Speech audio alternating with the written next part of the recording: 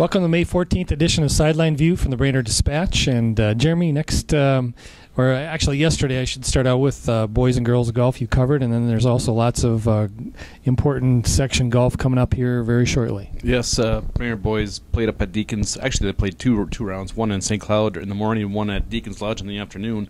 Finished second in St. Cloud, one at Deacons. I believe it's the sixth time in 10 years that they've won that invite, so they kind of own it. But then next week coming up, they have the Central Lakes Conference Championship down at St. Cloud again, and then they also host their two-day invite at Grandview, the Pines. So that's always a big tournament.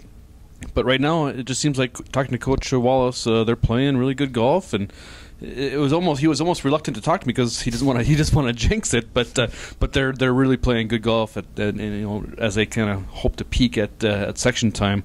Girls, they were a little undermanned yesterday. Emily Aga had AP testing, which is obviously school comes before sports. But so they hosted their invite, second year at the Classic, and a lot of area teams there as well. Pequot Lakes ended up winning that one, and Pequot's playing really well.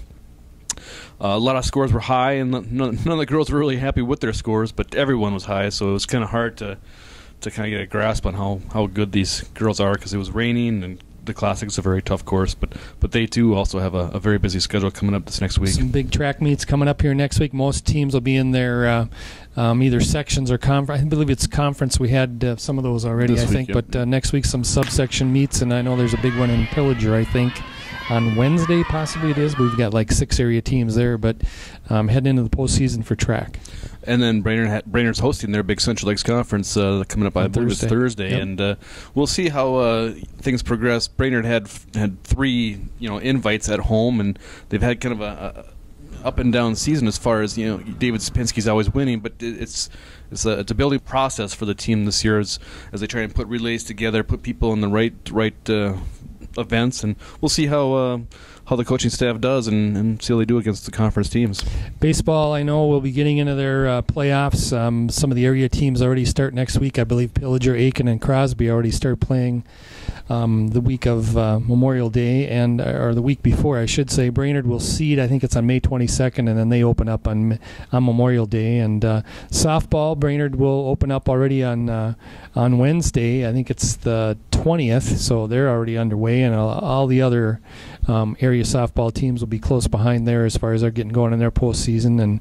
And we've had some outstanding pitching efforts by the young lady at Pequot, Catherine Miska, and and Brainerd has been looking pretty well. I think it's going to maybe come down between them and Becker in the section softball again. So we're heading down in the postseason here quick. And today we got a little breather here. I think we had about 30 events postponed today because of a rain, but we're supposed to be pretty nice on Friday here. So hopefully we'll get those taken care of. So Warrior Tennis starts their postseason next week too. The team is on Tuesday in Alexandria, and then the individuals are on Thursday. So we're pretty much shifting into playoff mode, postseason mode here real quick. So anything else? No, that'll do it. We got it all covered. Thanks for joining us. We'll talk to you next week. Thanks for watching.